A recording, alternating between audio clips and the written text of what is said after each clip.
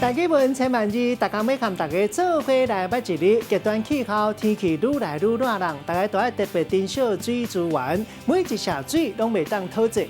今仔日要甲大家小解这一日，咱同齐来看到，这就是锌施亚锌第8条。锌就是氧水较液体加湿，咱讲锌。依照材质甲功能有无同的名称，像讲用铁做的，咱讲是铁锌；用布仔做的，或做布锌。若是氧水的，咱讲是水锌；养油的，咱讲是油锌。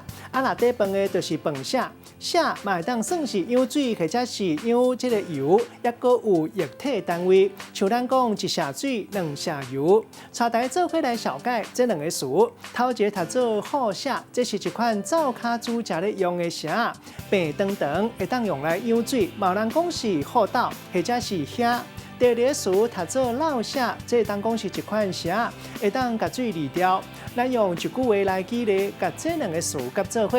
譬如讲，生物老师上课教囡仔观察水池的生态，甲采集到的水用老锌离过，再搁用好锌养一锌来到显物件，互大家看清楚内底到底有啥。